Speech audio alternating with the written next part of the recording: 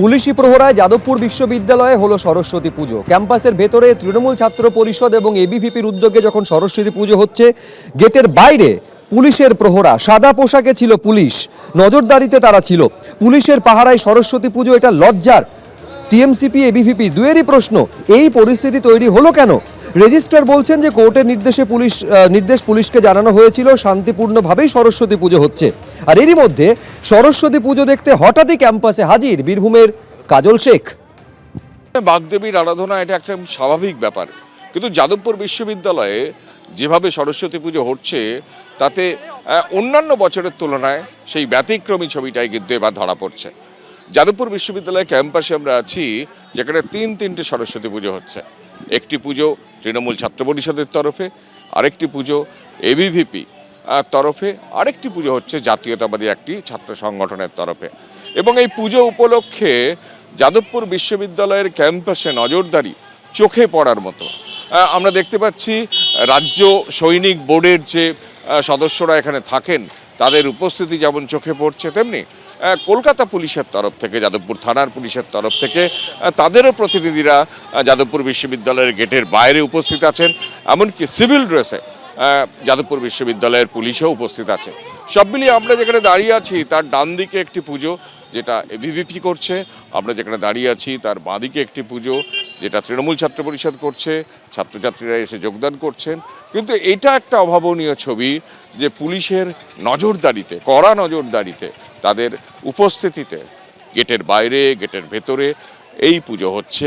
এবং এর জন্য ছাত্রছাত্রীরা দায়ী করছেন কর্তৃপক্ষকে, যাদবপুরের এই যে নিরাপত্তাহীনতার পরিবেশকে, এবং তারা বলছেন এই পুজো এইভাবে করতে হচ্ছে, এটা তারা করতে চাননি। কিন্তু তারা এটাও দাবি করছেন, বা কর্তৃপক্ষের তরফ থেকে এটাও বলা হচ্ছে যে হাইকোর্টের তরফে নির্দেশের ফলে এই ভাবে নিরাপত্তার আঁটুনি দিয়ে পুজো করতে হচ্ছে যাদবপুর বিশ্ববিদ্যালয়কে। অর্থাৎ বাগদেবীর আরাধনা সেটাও একটা পুলিশের উকিঝুঁকি, পুলিশের নজরদারিতে হচ্ছে রাজ্যের একটা শ্রেষ্ঠ বিশ্ববিদ্যালয়।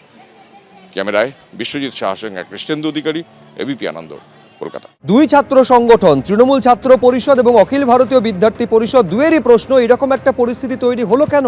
এটা লজ্জার যে পুলিশি প্রহরার মধ্যে সরস্বতী পুজো করতে হচ্ছে।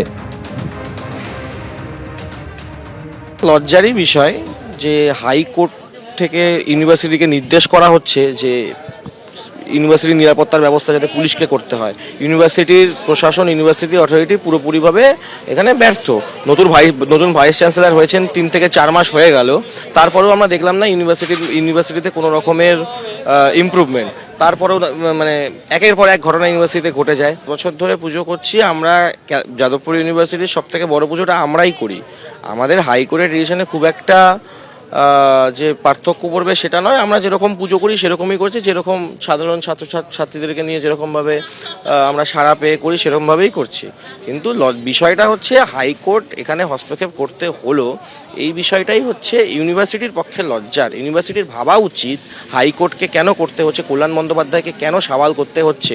বিল্ডার্সে নিশ্চয়ই আছে এবং ক্যাম্পাসের বাইরে পুলিশ আছে, আর সিকিউরিটি আজকে একটু বাড়িয়ে দেওয়া হয়েছে। আমরা তো প্রতি বছরই পুজো করি, এটা 3য় বছর হচ্ছে। তার সাথে আমরা নেতাজি জন্মদিনও পালন করছি। তো এটা ভালো, আমরা ক্যাম্পাসের থেকে পারমিশন পেয়েছি, কিছু ক্যাম্পাসের অথরিটি আমাদেরকে সাপোর্ট করেছে। পুলিশি প্রহরা আছে, কিছু ইস্যু উঠেছিল, তার জন্য পুলিশি প্রহরা দিয়ে পুজো করতে হচ্ছে ক্যাম্পাসের মধ্যে। এটা বেসিক্যালি একটা লজ্জার ব্যাপার, মানে প্রশাসনের জন্য একটা লজ্জার ব্যাপার। একটা ইউনিভার্সিটির ভেতরে ছাত্রদের পুজো তো হচ্ছে, পুলিশি প্রহরা দিতে হচ্ছে।